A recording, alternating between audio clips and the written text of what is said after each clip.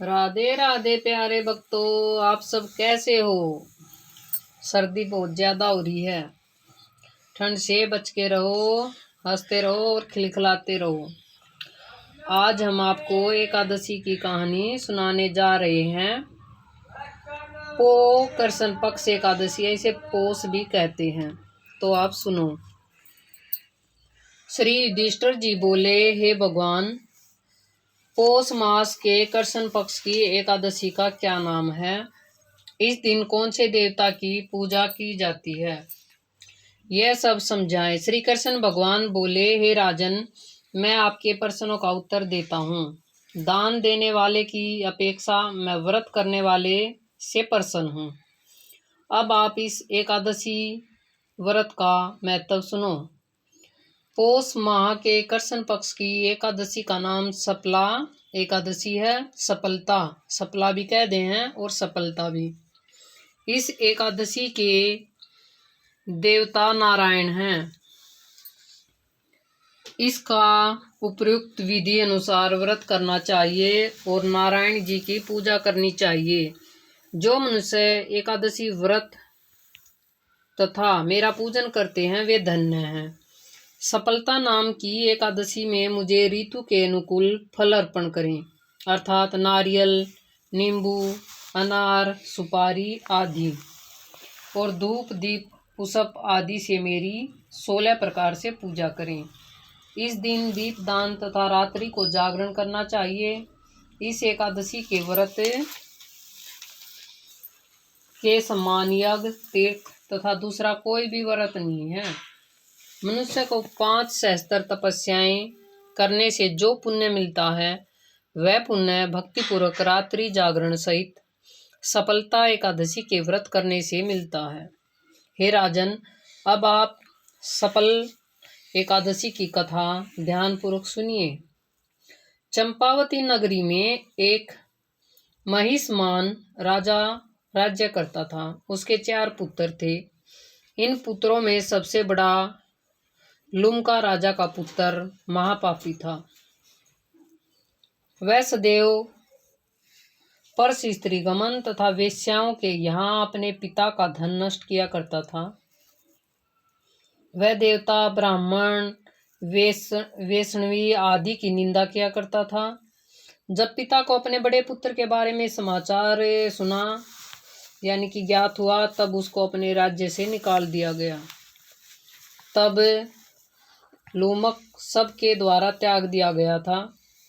तब वह विचार करने लगा कि अब मैं क्या करूं, कहाँ जाऊं।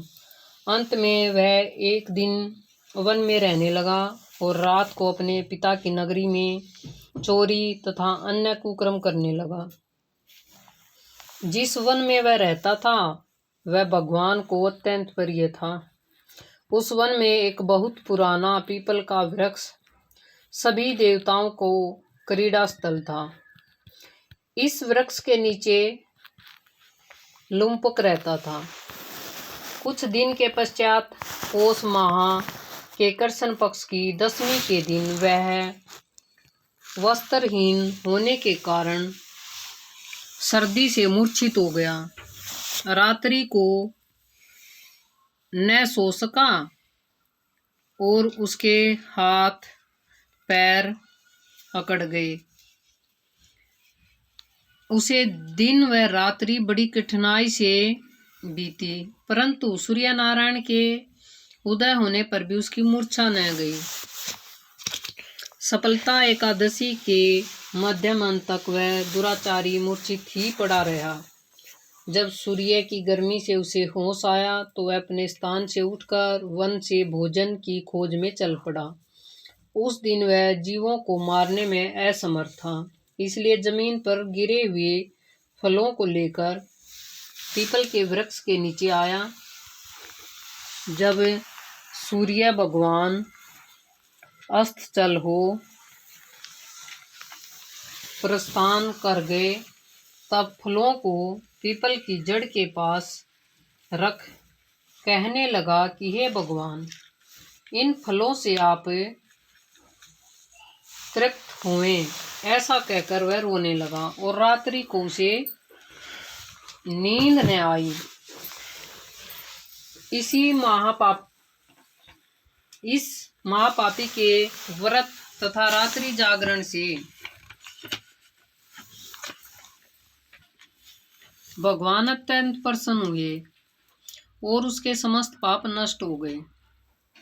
प्रातः एक दिव्य घोड़ा अनेक सुंदर वस्तुओं से सजा उसके सामने आ खड़ा हो गया और आकाशवाणी हुई कि हे राजपुत्र, भगवान नारायण के प्रभाव से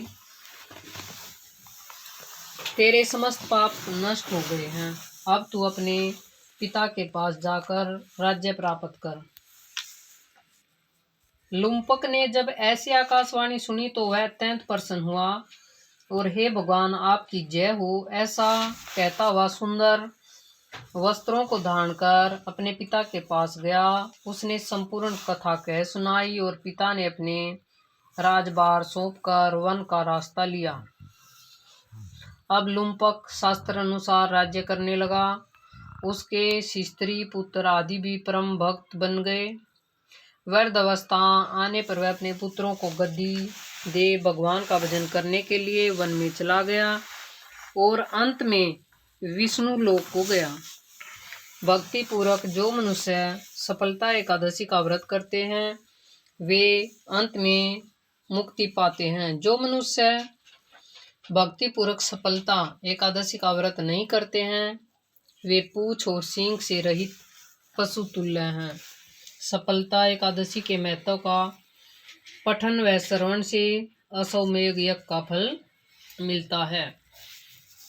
ओम नमो भगवते वासुदेवाय नमः। ओम नमो भगवते वासुदेवाय नमः। इस मंत्र का हमें जाप करते रहना चाहिए पूरे दिन अगर आपने व्रत किया है तो अगली वीडियो में हम फिर मिलेंगे। तो आप लाइक शेयर और कमेंट करना और हमारी वीडियो को देखना, शेयर करना, लाइक करना। धन्यवाद।